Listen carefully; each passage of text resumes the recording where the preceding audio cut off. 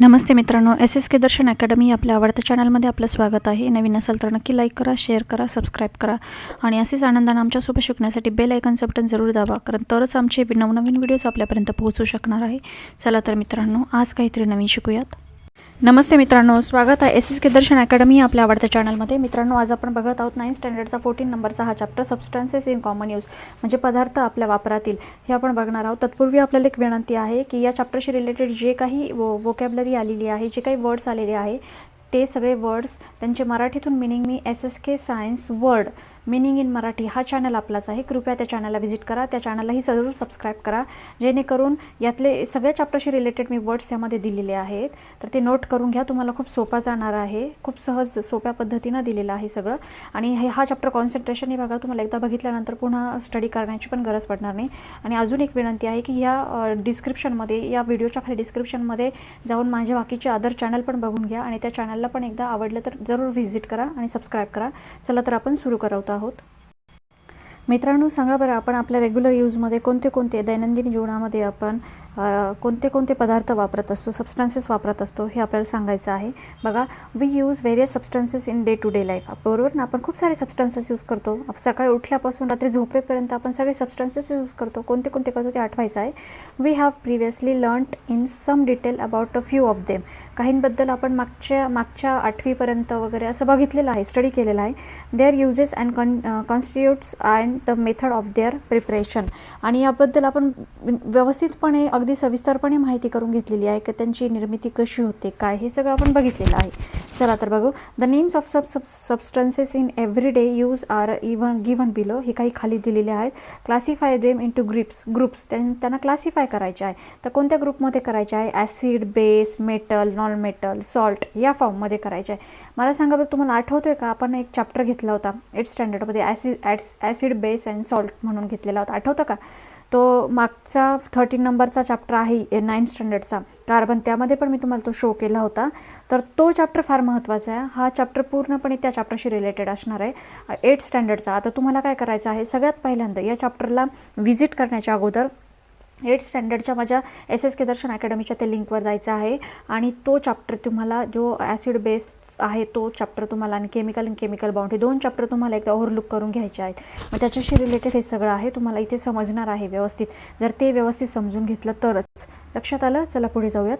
बघा, इथे काय दिलेलं आहे, सबस्टन्सेस, स्टेबल सॉल्ट, म्हणजे आपण जो टेबलवर ठेवतो जे सॉल्ट, मीठ, खाण्याचं मीठ, ते, सोप, साबण, टूथपेस्ट दिलेली, बेकिंग सोडा दिलेला आहे, जो तुम्ही टाकता बघा, त्याला खाद्य सोडा आपण म्हणतो, खाण्याचा सोडा, वॉटर, कड म्हणजे दही, मिल्क, ॲल्युमिनियम, आयरन म्हणजे लोखंड, सल्फर, वॉशिंग पावडर, हे जे आहे हे सगळे इथे नेम दिलेले आहेत. तर याच्यामध्ये तुम्हाला काय करायचं आहे, त्याचे क्लासिफाय करायचं आहे. सांगा बरं, याच्यामध्ये ॲसिड कोणते, बेस कोणते, मेटल कोणते, नॉन मेटल कोणते, सॉल्ट कोणते, हे तुम्हाला सांगायचं आहे. कारण 8th स्टँडर्ड हा जो आहे ना, 8th स्टँडर्डचा चॅप्टर, तो आपण लर्न केलेला आहे. तुम्हाला कृपया त्या लिंकवर जाऊन बघायचं आहे. मी इथे तुम्हाला डायरेक्ट सांगणार आहे याच्यामध्ये ॲसिड कोणते आणि बेस कोणते.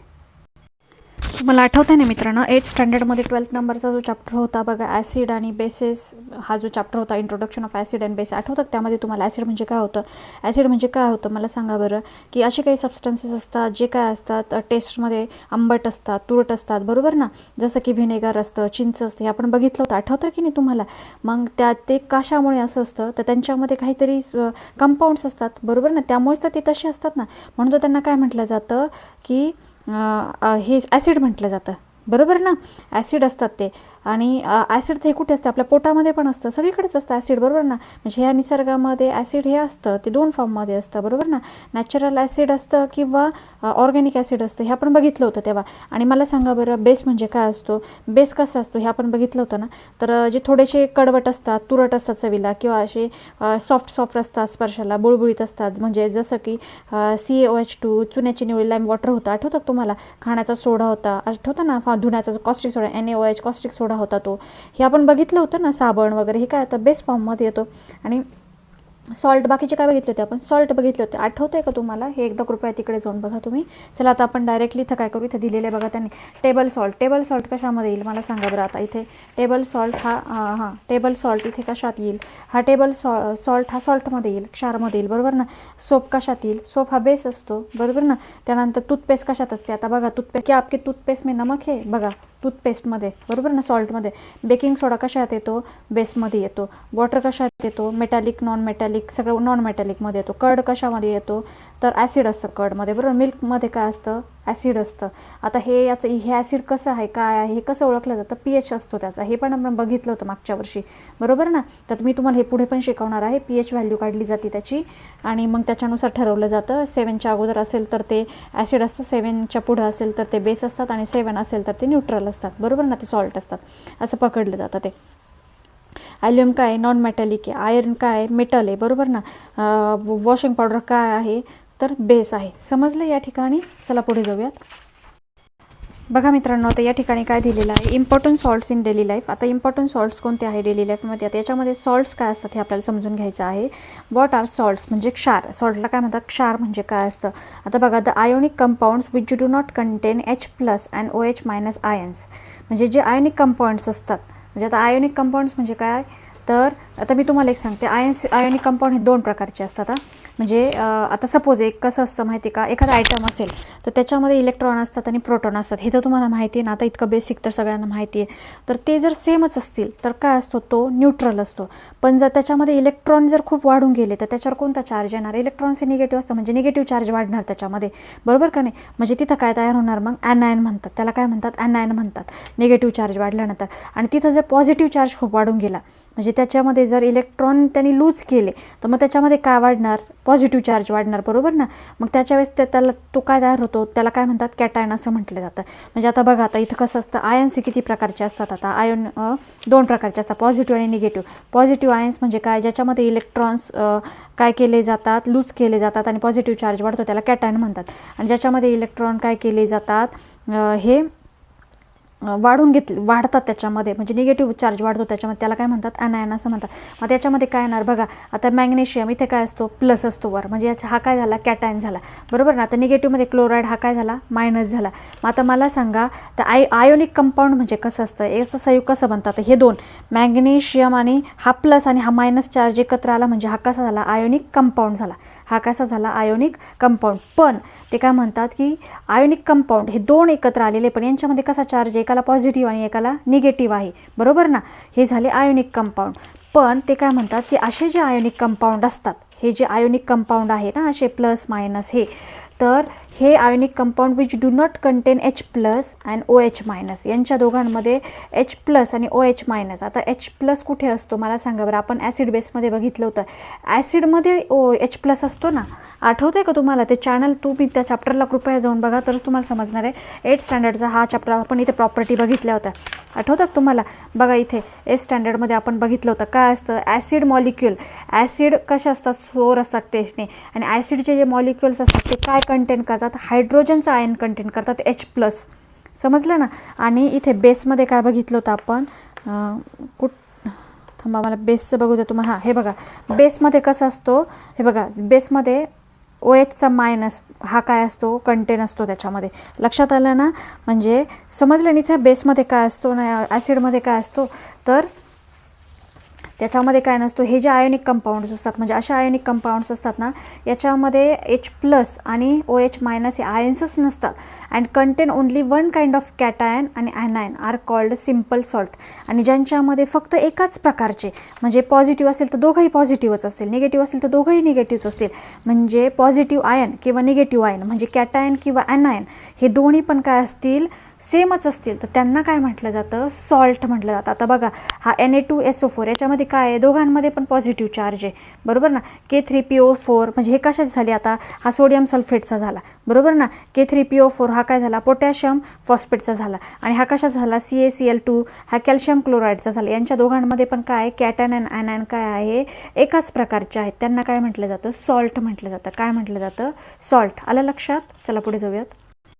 आता बघा, इथे काय दिलेलं आहे? कृपया तुम्ही कॉन्सन्ट्रेशन करा. हा चॅप्टर तरच तुम्हाला समजणार आहे. आणि याच्यासाठी तुम्हाला 8th स्टँडर्ड 7th स्टँडर्डचे चॅप्टर एकदा ओव्हरलुक करून घ्यावे लागतील, तरच तुम्हाला समजणार आहे. SSK दर्शन अकॅडमीच्या चॅनलवर जा तुम्ही आणि त्या लिंक एकदा बघून घ्या. 20-30 मिनिटात तुम्हाला इझिली समजून जाणार आहे. बघा, inorganic substances occur naturally in the form of salts. आता जे इनऑर्गॅनिक सबस्टन्सेस असतात म्हणजे कोणते?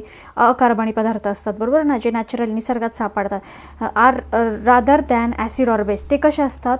ते ॲसिडही नसतात आणि ते हे नसतात, बेसही नसतात, जे इनऑर्गॅनिक सबस्टन्स असतात. आता इनऑर्गॅनिक म्हणजे काय, जे ऑर्गॅनिक नाही ते, पण ऑर्गॅनिक म्हणजे काय, जे वनस्पती प्राणी यांच्यापासून मिळतात, बरोबर ना, त्यांना ऑर्गॅनिक म्हणतो ना आपण. इनऑर्गॅनिक म्हणजे कोणते आपण बघितलं होतं ना 8मध्ये 7मध्ये हे बघितलेलं होतं. इनऑर्गॅनिक म्हणजे काय, की जे सबस्टन्सेस आपल्याला मिनरल्स फॉर्ममध्ये मिळतात त्यांनाच आपण काय म्हणतो, इनऑर्गॅनिक म्हणतो ना. तर ते जे सबस्टन्सेस असतात ना, ते ॲसिड पण नसतात आणि बेस पण नसतात. मग ते काय असणार आहे, ते सॉल्ट असणार आहे. जे ॲसिडही नाही ते बेसही नाही, ते काय असणार आहे, मग सॉल्ट असणार आहे. About 80 million tons of salts are added every year to the sea water. आता आपल्या पृथ्वीवर सगळ्यात जास्त काय आहे, समुद्र आहे, म्हणजे बरोबर ना, पाणी आहे. हे तर माहिती, ते पाणी कसलं आहे, समुद्राचं, बरोबर ना. 2/3 काय आहे, बरोबर ना. तर त्यांनी काय सांगितलेलं आहे, मग हा जो सी वॉटर आहे याच्यामध्ये काय होतं की 80 millions of tons salts are added every year to the water. मग ह्या 80 मिलियन टन म्हणजे 80 दशलक्ष टन क्षार काय होतात, समुद्राच्या पाण्यामध्ये मिसळतात. का बरं मिसळतात, मला सांगा बरं. पावसाचं पाणी जे पडतं ते पावसाचं पाणी वरून खाली पडतं आणि ह्या पृथ्वीवर, ह्या जमिनीवर जे काही सॉल्ट्स असतात, जे काही क्षार असतात, बरोबर ना, ते सगळे त्या पाण्यात मिक्स होतात आणि ते पाणी मिनरल्स फॉर्ममध्ये, बरोबर ना, जे अकार्बनिक इनऑर्गॅनिक सबस्टन्सेसमधले हे सगळे क्षार त्याच्यामध्ये मिक्स होतात. कारण ते ॲसिड नसतात, बेस नसतात, मग ते काय असतात, क्षारच असतात, सॉल्ट असतात. हे सगळे सॉल्ट त्या पाण्यामध्ये मिक्स होतात आणि पाणी वाहत वाहत वाहत वाहत कुठे जातं, फायनली समुद्रालाच जाऊन मिळतं, सी वॉटरमध्ये जाऊन मिळतं. मग हे सगळे क्षार जे आहेत ते कुठे जाऊन बसतात, समुद्रातच जाऊन बसणार ना. म्हणून समुद्राचं पाणी कसं लागतं, खारं लागतं. कारण क्षार, सॉल्टची टेस्ट कशी आहे, खारी. मीठ कसं खातो आपण, खारं. लक्षात आलं ना. कारण हे सगळं जमिनीवरचं सगळीकडचं पाणी मिळून कुठे जातं, ते समुद्रात जातं.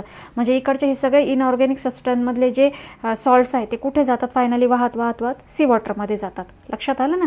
Therefore the sea is said to be rich source of salt. त्याच्यामुळे असं जर विचारलं तुम्हाला सॉल्टचा रिच सोर्स कोणता आहे, तर काय आहे, समुद्रच आहे. आपण मीठ कुठून मिळवतो, समुद्रातूनच मिळवतो ना. देअरफॉर खाड्यांमधून त्या. Therefore the sea is said to be rich source of salt. In fact the sea is the rich source of several sorts of various elements such as मग आता आपल्याला काय वाटतं, फक्त मीठच मिळतं का समुद्रापासून, नाही. मी काय सांगते तुम्हाला, पाऊस आल्यानंतर जे सगळे वाहत वाहत जातं, जे काही इनऑर्गॅनिक सबस्टन्स असतात त्याच्यामधलं जे सॉल्ट्स आहेत सगळं पाण्यामध्ये मिक्स होऊन समुद्रात जातं. त्यामुळे सी वॉटरमध्ये सगळ्या प्रकारचे सॉल्ट्स आहेत, व्हेरियस एलिमेंट्स आहेत, जसं की क्लोरीन आहे, सोडियम आहे, मॅग्नेशियम आहे, पोटॅशियम आहे, कॅल्शियम आहे, ब्रोमिन आहे. आलं का लक्षात. However we also use other salts apart from this in day to day life. आणि आपण काय करतो मग अशा कसा उपयोग करू शकतो आपण ह्या क्षारांचा, बरोबर नाही, या सॉल्टचा आपण उपयोग डे टू डे लाईफमध्ये कसा करतो, तर हे आपण काय करणार आहोत, let us learn more about. आपण हे इथं लर्न करणार आहोत. आता बघा, समुद्राच्या पाण्यामध्ये काय काय सापडतात, हे प्रश्न विचारले जाऊ शकतात तुम्हाला. बघा, the important salt from the sea water. Sodium chloride सापडतं, मॅग्नेशियम क्लोराईड सापडतं, मॅग्नेशियम सल्फेट सापडतं, पोटॅशियम क्लोराईड सापडतं, कॅल्शियम कार्बोनेट सापडतं याच्यामध्ये. लक्षात आलं ना. सोडियम क्लोराईड म्हणजे काय असतं, NaCl असतं, जे आपण साधं मीठ खातो, बरोबर ना, त्याला सोडियम क्लोराईड म्हणतात ना. त्याच्यानंतर काय असतं, मॅग्नेशियम क्लोराईड असतो, MgCl2 हे झालं मॅग्नेशियम क्लोराईड. त्याच्यानंतर काय असतं, कॅल्शियम कार्बोनेट. आपण बघितलं ना कालच मागच्या चॅप्टरमध्ये 13 नंबरच्या चॅप्टरमध्ये, कॅल्शियम कार्बोनेट, CaCO3, बरोबर ना, CaCO3 सापडतं. त्याच्यानंतर मॅग्नेशियम ब्रोमिन सापडतं, हे सगळं सापडतं त्याच्यामध्ये. पोटॅशियम क्लोराईड सापडतं. चला पुढे जाऊयात. बघा मित्रांनो, आता इथे काय दिलेलं आहे, prepare saturated solution of some salts. म्हणजे काही सॉल्टचं सॅच्युरेटेड सोल्युशन तयार करायचं आहे. आणि सॅच्युरेटेड सोल्युशन म्हणजे कसं असतं, आता मी तुम्हाला सांगते की आता सपोज पाणी घेतलं तुम्ही, बरोबर ना, एक उदाहरण घेते, पाणी घेतलं आणि साखर घेतली. तर पाण्यामध्ये साखर, अर्धा ग्लास पाण्यामध्ये साखर किती मिक्स होणार आहे, 1 चमचा टाकली, हलवली, लगेच मिक्स झाली. दुसरा चमचा टाकली, हलवली, लगेच मिक्स झाली. तिसरा चमचा टाकली, हलवली, लगेच मिक्स झाली. चौथा चमचा टाकली, थोडं हलवायला, मिक्स व्हायला थोडा वेळ लागला. 5वा चमचा टाकली, मग तर बापरे, मग तर खूपच वेळ लागला. 6वा चमचा टाकली, साखर लवकर मिक्सच होईना, त्याच्यात झालीच नाही, तशीच राहिली, तिचे दाणे दाणे दाणे होतं ना. म्हणजे पाण्याची साखर मिक्स करण्याची जी कॅपॅसिटी आहे ती संपली, बरोबर ना.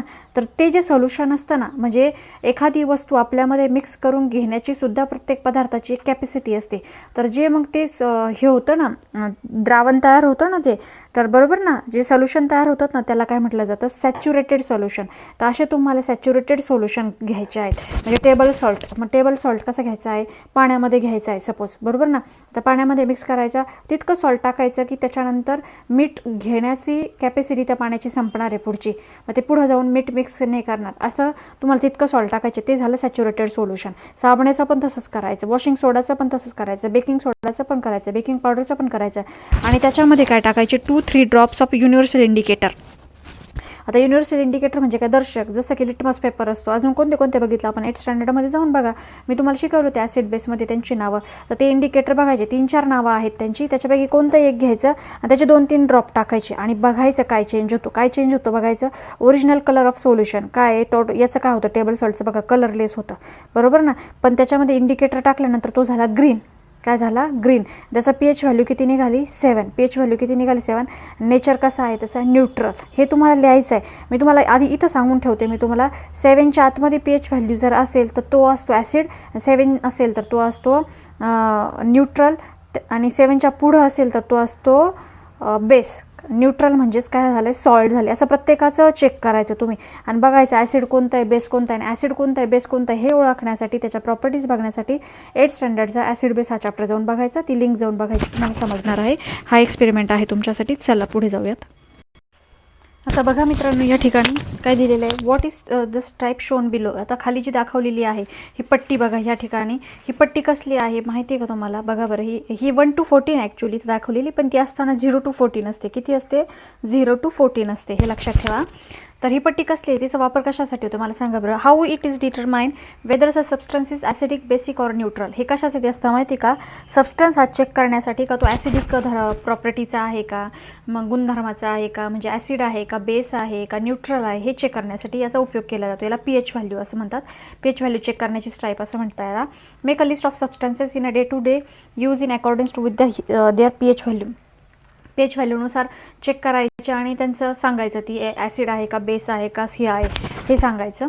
तर कसं असतं माहिती का, आता पीएच म्हणजे काय असतो, आता तुम्हाला ते माहिती का, अल्कोहोल टेस्ट करतात, तोंडात टाकतात बघा ते, आणि नंतर ते पोलीस लोक तोंडात वगैरे धरतात आणि अल्कोहोल टेस्ट वगैरे करतात आणि चेक करतात. मग सांगतात, अरे तुम्ही अल्कोहोल घेतलं आहे किंवा नाही घेतलं आहे. मग त्याच्यामध्ये काय चेक करतात, पीएच असतं, चेक केला जातो ना, बरोबर ना. म्हणजे काय असतं, ही पीएच ही काय असते, अशी एक पट्टी असते ही, का हिच्यामध्ये संख्या म्हणजे मूल्य मोजण्याची संख्या असते. म्हणजे आता एखाद्या पदार्थाची काय मोजायची, ॲसिड मोजायची, बेस मोजायचं, किंवा हे दाखवतं ते काय आहे ते.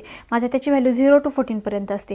मग आता 0 to 14 मध्ये याच्यामध्ये कसं असतं, 7च्या खाली जर असतील, म्हणजे 6, 5, 4, 3, 2, 2.5, 2.3, 1.2, 3.5 असे जर असतील, तर ते कोणत्या प्रकृतीचे झाले, तर आम्ल प्रकृतीचे म्हणतो आपण, ॲसिडिक गुणधर्माचे झाले.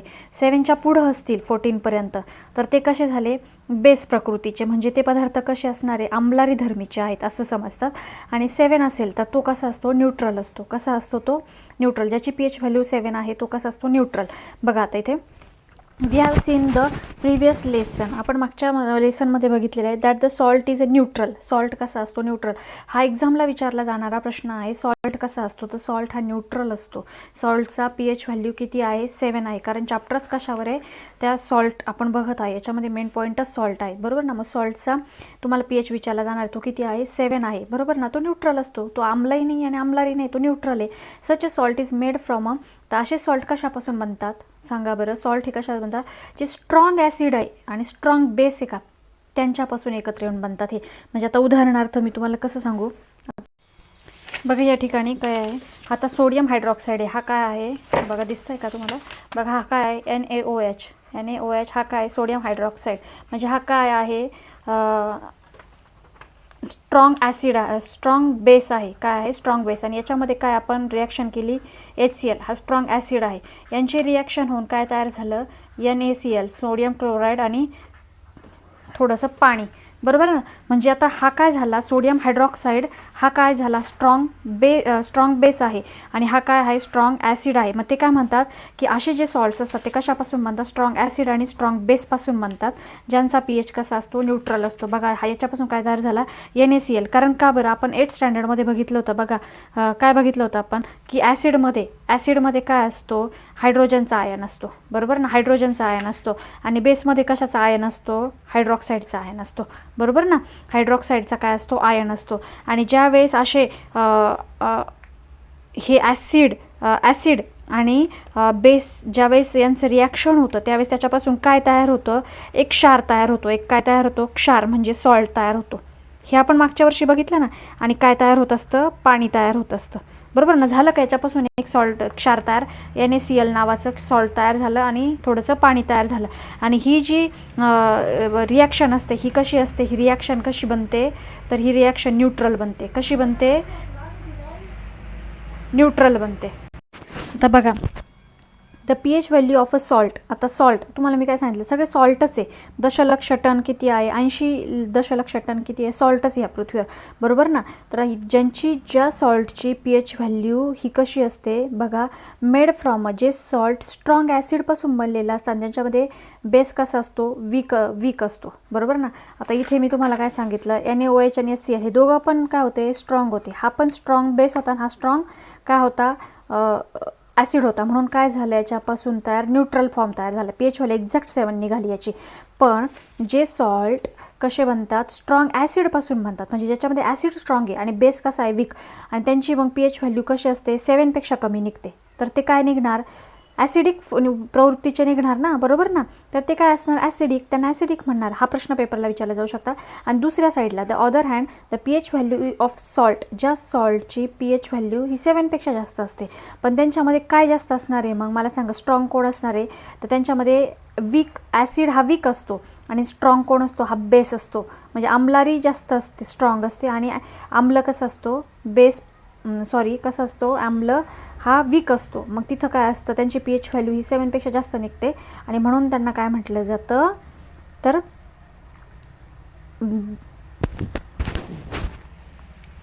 बेस म्हटलं जातं, बेसिक म्हटलं जातं. काय म्हटलं जातं, बेसिक. समजलं या ठिकाणी. आशा करते की मित्रांनो या ठिकाणी आपल्याला pH व्यवस्थित समजलेलं असेल. आणि मला सांगा बरं, मग लिंबाचा pH किती असतो, 2.2 to 2.4 मध्ये असतं. म्हणून लिंबू कसं असतं, हे ॲसिडिक असतं.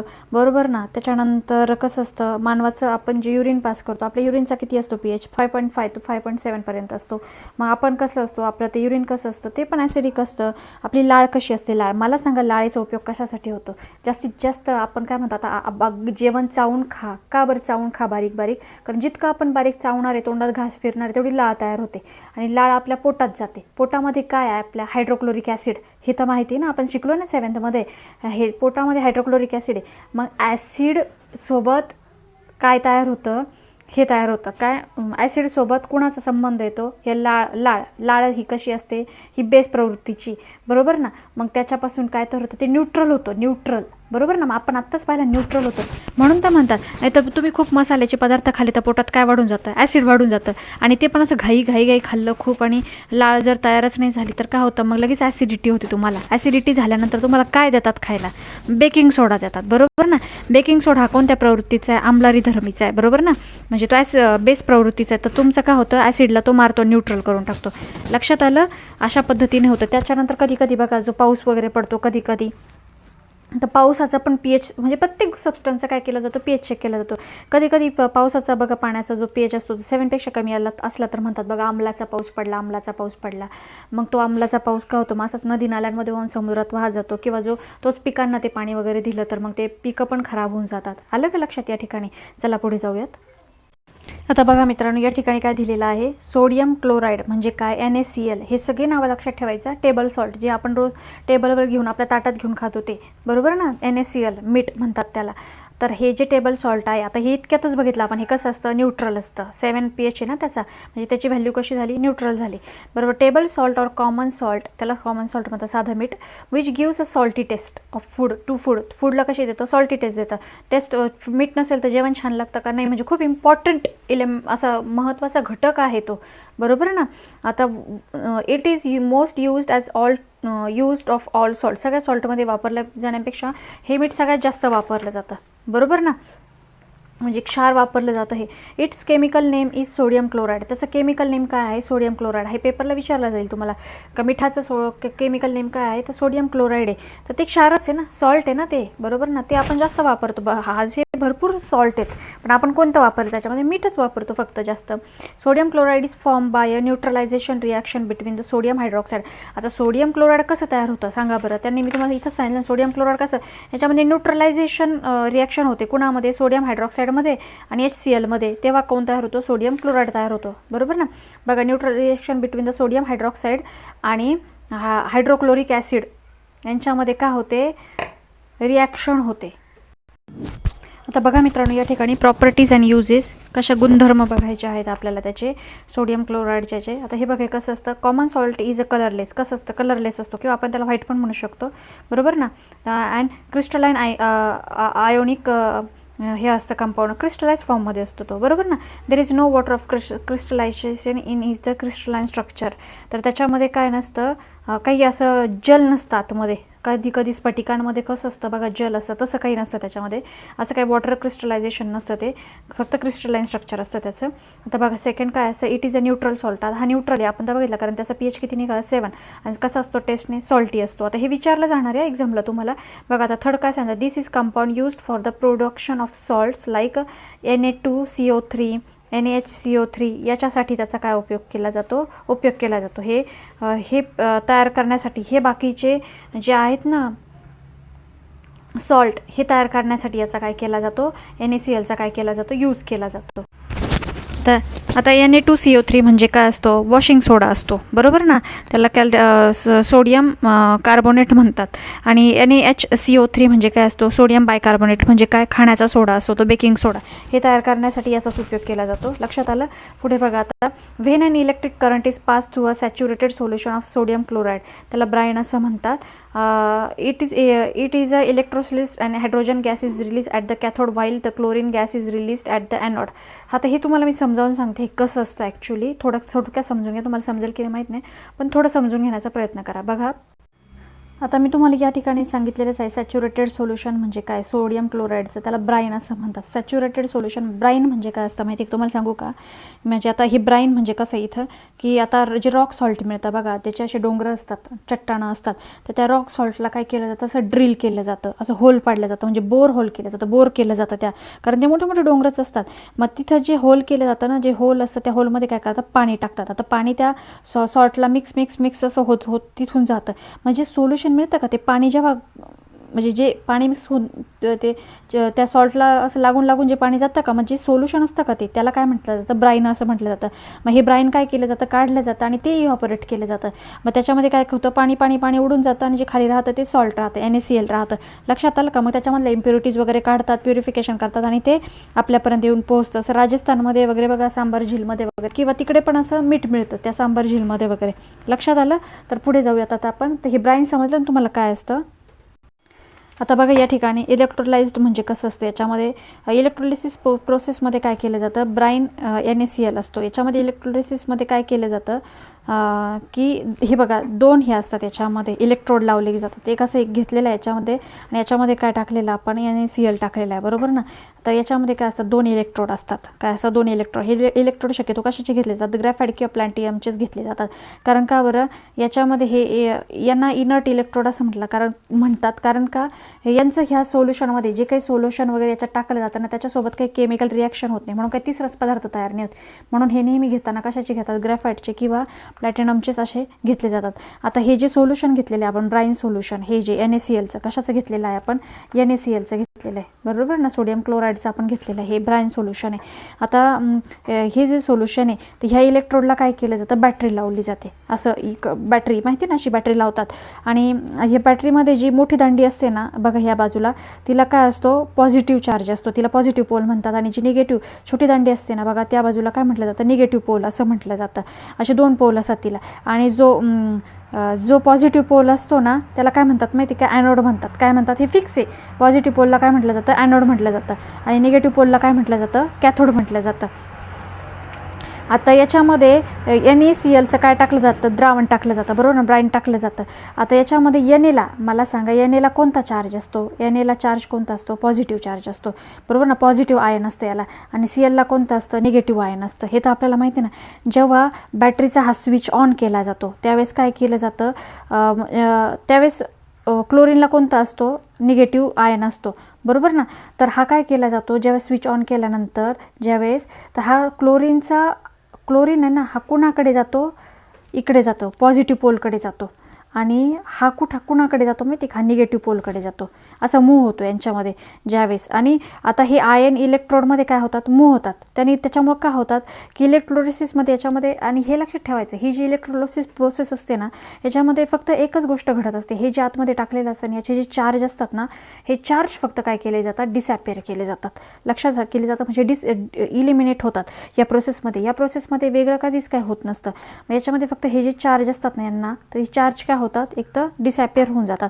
म्हणजे आता Na ला कोणता चार्ज आहे, पॉझिटिव्ह चार्ज आहे, Clला कोणता चार्ज आहे, निगेटिव्ह चार्ज आहे. तर हे चार्ज काय होतील, यांचे नाहीसे होऊन जातात. आता बघा, आता ॲनोडकडे जाऊ आपण. इथं ॲनोड आहे बघा. आता या ठिकाणी आता मला सांगा, इथे ॲनोडकडे जाऊन काय होतं मला सांगा बरं, रिॲक्शन कशी होणार आहे. आता हा क्लोरीनचा आयन काय होतो, हा इकडे जातो ॲनोडकडे, आणि हा सोडियमचा आयन कुठे जातो, कॅथोडकडे. आता आपण बघू क्लोरीनचा बघू. आता क्लोरीनचा आयन हा कुठं गेला, इकडे गेला, ॲनोडकडे गेला. आता इथे गेल्यानंतर मी तुम्हाला सांगते काय, इलेक्ट्रोलिसिसमध्ये पहिली प्रोसेस काय होत असते, फक्त डिसॅपिअर होत असतो. जो काही चार्ज आहे तो काय होतो, डिसॅपिअर. मग आता याचा जर हा निगेटिव्ह चार्ज आहे, हा डिसॅपिअर होणार, म्हणजे हा इलेक्ट्रॉन काय करणार, लूज करणार, बरोबर नाही. आणि इलेक्ट्रॉन लूज केले तरच हा डिसॅपिअर होणार. पण मग हा याने इलेक्ट्रॉन लूज केल्यामुळं काय बनणार, हा अनस्टेबल बनणार. कसा बनणार, अनस्टेबल. आता आपल्याला तर माहिती ना, अनस्टेबल म्हणल्यानंतर तो काय करत असतो, आता म्हणजे त्याचं काही एक्झिस्टन्स काय असणार नाही, बरोबर ना. मग तो क्लोरीन काय करतो, अनस्टेबल. आता यांचा तुम्हाला मी नेहमी सांगितलं मागच्या चॅप्टरमध्ये, यांचा सगळा आटापिटा काय चालतो, स्टेबल होण्यासाठी आटापिटा चालत असतो, बरोबर ना. मग हा काय करतो, स्टेबल होण्यासाठी काय करतो, पटकन काय करतो, आता इथे तर काय एकच क्लोरीन जात नाही, क्लोरीनचा आयन जात नाही ना, असे कितीतरी क्लोरीनचे आयन जात असतात. मग हा काय करतो, पटकन काय करतो, दुसरा क्लोरीनचा आयन शोधतो आणि तिथं काय करून घेतो, त्याच्यासोबत कोव्हॅलंट बॉन्ड करून घेतो, बरोबर ना. कारण क्लोरीनमध्ये किती असतात, मी तुम्हाला काय सांगितलं, क्लोरीनचा ॲटम नंबर किती आहे, ॲटॉमिक नंबर किती आहे क्लोरीनचा, 17. म्हणजे त्याचं इलेक्ट्रॉनिक कॉन्फिगरेशन कसं आहे, 287. पहिल्याच्या 2, 8 आणि 7, बरोबर ना. मग तो काय करतो की हा बघा, हा क्लोरीन 1 2 3 4 5 6 7, याच्याजवळ 7 आहे, मग याला 8 बनायचं असतं. हा दुसरा क्लोरीन 1 2 3 4 5 6 आणि हा 7. मग हा इकडे येतो एकत्र, हा एकत्र येतो, दोन्ही एकत्र येतात, कोव्हॅलंट बॉन्ड बनवतात, याचा 8 बनतो, याचा 8 बनतो, मग हा बनतो Cl2. काय बनतो, Cl2 बनतो. अशा पद्धतीने ते कोव्हॅलंट बॉन्ड बनवून घेतात. म्हणजे पण Cl2 म्हणजे काय होतो, एक क्लोरीनचा गॅस बनतो. काय बनतो, गॅस बनतो. म्हणजे आता ही कुठं घटना घडली, ही ॲनोडवर घडली. लक्षात आलं, गॅस बनल्यावर काय झालं, तो उडून निघून गेला. लक्षात आलं का, तो काय गॅस बनला आणि उडून निघून गेला. म्हणजे ही घटना कुठे घडली, तर इकडे घडली, ॲनोडवर घडली. लक्षात येते ना. म्हणजे ॲनोडवर जातात क्लोरीनचे आयन, हजारो आयन जातात, असं काही एक आयन जात नाही, जातात. आणि तिथं काय होतात, डिस्चार्ज होतात. काय होतात, डिस्चार्ज होतात. आणि डिस्चार्ज होऊन ते काय बनतात, ॲटम बनतात. आणि तिथे आणि 2 ॲटमचे मॉलिक्यूल एकत्र येतात, हे 2 ॲटम बनतात. आणि 2 ॲटमचे मॉलिक्यूल एकत्र येऊन आणि काय होतं, गॅस फॉर्ममध्ये Cl2 बनतो आणि गॅस फॉर्ममध्ये बनतो आणि उडून जातो. आलं लक्षात. आता पुढे पाहूयात आपण. आता बघा, इकडे काय होतं, ही झाली कशाची, ॲनोडची प्रोसेस. आता कॅथोडमध्ये काय होतं, कॅथोडमध्ये पण तेच होतं ना, सेम. हा Na प्लस तिकडे जातो सोडियमचा, बरोबर ना. तिथे जाऊन तो काय करतो, तिथे पण तो गेल्यानंतर डिस्चार्जच होणार आहे, बरोबर ना. मग तो काय करतो, तिथे जाऊन तो इलेक्ट्रॉन काय करणार आहे, बरोबर ना. तिथे तो इलेक्ट्रॉन घेणार आहे. कारण का, या क्लोरीननी जे इलेक्ट्रॉन सोडलेले आहेत, बरोबर, लूज केलेले आहेत, ते कुठे जाणार, इथे येणार. तो इलेक्ट्रॉन तो काय करणार, घेणार, बरोबर ना. एक इलेक्ट्रॉन घेईल आणि सोडियमचा आयटम बनवेल. काय बनवेल, सोडियमचा आयटम बनवेल. मग सोडियमचा आयटम बनवल्यानंतर तो काय करणार, म्हणजे आता क्लोरीननी इकडं लूज केले ना, बरोबर ना. आणि क्लोरीन गॅस बनून निघून गेला. मग आता इथे काय झालं, सोडियम काय करणार, त्यांनी लूज केलेले ते घेणार आणि सोडियमचा आयटम बनवणार. लक्षात आलं, कॅप्चर करणार, आयटम बनवणार. मग सोडियम आपल्या ॲटॉमिक फॉर्ममध्ये येतो आणि काय होतो, इथं स्टेबल बनतो. मग या प्रोसेसची याच्यामध्ये काय होतं, लक्षात आलं का, ह्या ब्राईम याच्यामध्ये बघा, when an electric current is pass through a saturated solution of sodium chloride, म्हणजे ब्राईनमधून, it is electrolysed and hydrogen gas, त्याच्यातून हायड्रोजन गॅस मग रिलीज होतो कॅथोड साईडला. या साईडला हायड्रोजन गॅस पण रिलीज होतो. काय होतो, हायड्रोजन गॅस रिलीज होतो. आणि कॅथोडला white, chlorine gas is release anode side, ह्या साईडला आपण बघितलं क्लोरीन गॅस मुक्त होतो इथून. This method is important basic compound of NaOH is formed the cell. आणि काय तयार होतो याच्यात, काय फॉर्म होतो, NaOH सोडियम हायड्रॉक्साईड याच्यामध्ये तयार होतो. लक्षात आलं. ही रिॲक्शन दिलेली आहे 2NaCl + 2H2O. हा सोडियम हायड्रॉक्साईड तयार झाला, क्लोरीन वायू निघून गेला आणि हायड्रोजन वायू निघून गेला. समजलं या ठिकाणी ही रिॲक्शन. चला पुढे जाऊयात. बघा, when salt is heated at to high temperature about 800 degree celsius. जर तुम्ही सॉल्टला, मिठाला जर तापवलं, पण किती डिग्री सेल्सिअसला, 800 डिग्री सेल्सिअसला जर तापवलं तुम्ही, तर तो काय होतो, मेल्ट होतो. कळलं का. त्याची ही जी अवस्था असते ना, ही जी स्टेट असते ना त्याची, त्याला फ्यूज स्टेट म्हणतात. काय म्हणतात, फ्यूज स्टेट. हे लक्षात ठेवायचं, एक्झामला विचारू शकते, सम्मिलित अवस्था असं म्हणतात. आणि when fuse salt is electrolysed, जेव्हा हा फ्यूज्ड तो वितळतो, मग आपण परत त्याला इलेक्ट्रोलाइज्ड करायचं. असं करायचं, ते असं इलेक्ट्रोलाइज प्रोसेस करायची त्याची, फ्यूज सॉल्टची. जे द्रवरूप सॉल्ट तयार झालं तर त्याच्यामधून काय होतं, क्लोरीन गॅस रिलीज होतो. परत क्लोरीन गॅस त्याच्यातून बाहेर पडतो ॲट द ॲनोड साईडला, and liquid sodium metal at the cathode. आणि त्याच्यापासून काय मिळतं, असं द्रवरूप सोडियम मिळतं, धातू होतो ह्या कोणत्या साईडला, कॅथोड साईडला. लक्षात आलं का. इथे जी प्रोसेस होती इलेक्ट्रोलिसिसमध्ये, चार्ज डिस्चार्ज होऊन, आलं लक्षात तुम्हाला, त्यांच्यावरचे आयन जे असतात ते डिस्चार्ज होऊन. समजले याच्यावर. चला पुढे जाऊयात. बघा मित्रांनो, salt is also obtained from a certain type of rock. आता काही खडकांच्या पासून सुद्धा मिठाची निर्मिती होत असते बरं काय. तुम्हाला हे शिकवलेलं आहे मी, बघा 7th का काय शिकवलेलं आहे. This is salt is called rock salt. त्यांना काय म्हटलं जातं, रॉक सॉल्ट असं म्हटलं जातं. आणि द मिनरल्स हलाइट, जे हलाइट खनिजं जे आहेत ना, अँड हिमालयन रॉक सॉल्ट. आणि हिमालय ते बरं का, हे जे रॉक आहेत ना, यांचे खडकं आहे, म्हणजे डायरेक्ट असे टेकड्या आहेत यांच्या अशा, बरोबर ना. Salt are some example of rock salt. हे काय आहे, त्याचे एक्झाम्पल आहे. हलाइट मिनरल आणि हिमालयन रॉक सॉल्ट हे ते हिमालयातच सापडतात त्याचे खडक. This salt is use to treat many diseases. आणि खूप सारे आपण बघा, ते सैंधव मीठ खातो खूप साऱ्या आजारांवर, बघा घरात प्रत्येकाच्या असेल ते. तर आता हे बघा खाली काय दिलेलं आहे, the 25% aqueous solution of salt is called the saturated brine. 25% aqueous solution of salt, म्हणजे सॉल्टमध्ये काय केलं जातं, मी तुम्हाला म्हटलं ना, ते खडक फोडतात, ड्रिलने, बोर मशीन आहे त्याच्यामध्ये पाणी सोडतात, त्याला काय म्हटलं जातं, ब्राईन म्हटलं जातं, सॅच्युरेटेड ब्राईन म्हटलं जातं. When 1/5 of this solution is evaporated, म्हणजे ज्यावेळेस 5पैकी 1 भाग त्याचा इव्हॉपोरेटेड होतो, the dissolved salt get crystallise. त्यामध्ये ते वितळलेलं जे डिझॉल्व्ह झालेलं जे सॉल्ट असतं ते काय होतं, क्रिस्टलाइज फॉर्ममध्ये येतं. And the salt gets separated from the solution. आणि त्यावेळेस काय केलं जाते, सोल्युशनमधून बाहेर काढलं जातं. आपण पण करायचं बघा लहानपणी, पाण्यात मीठ मिक्स करायचं आणि उष्णता दिली का मीठ खाली राहतं, पाणी उडून जातं, इव्हॉपोरेट होतो. समजलं. आशा करते की या ठिकाणी आपल्याला हा आजचा पाठ खूप व्यवस्थित समजलेला असेल. आणि चॅनल आवडला असेल तर नक्की लाईक करा, शेअर करा, सबस्क्राईब करा, मित्रांपर्यंत नक्की पोहोचवा, तरच आम्हाला मोटिवेशन मिळणार आहे. नक्की सबस्क्राईब करा. पुन्हा भेटू न्यू पार्टसोबत. तोपर्यंत स्वस्थ राहा, मस्त राहा, सुखी राहा, आनंदी राहा. आणि आपले जे बाकीचे चॅनल आहेत कृपया डिस्क्रिप्शनमध्ये जाऊन त्यांना सबस्क्राईब करा. धन्यवाद. मित्रांनो, चॅप्टरचा रिमेनिंग पार्ट 2मध्ये कव्हर करण्यात आलेला आहे. त्याची लिंक खाली डिस्क्रिप्शन बॉक्समध्ये दिलेली आहे. कृपया ती फॉलो करावी. चॅनल आवडला असेल तर नक्की लाईक करा, शेअर करा, सबस्क्राईब करा आणि बेल आयकॉनचं बटन जरूर दाबा. पुन्हा भेटू न्यू पार्टसोबत. तोपर्यंत स्वस्थ राहा, मस्त राहा, सुखी राहा, आनंदी राहा. धन्यवाद.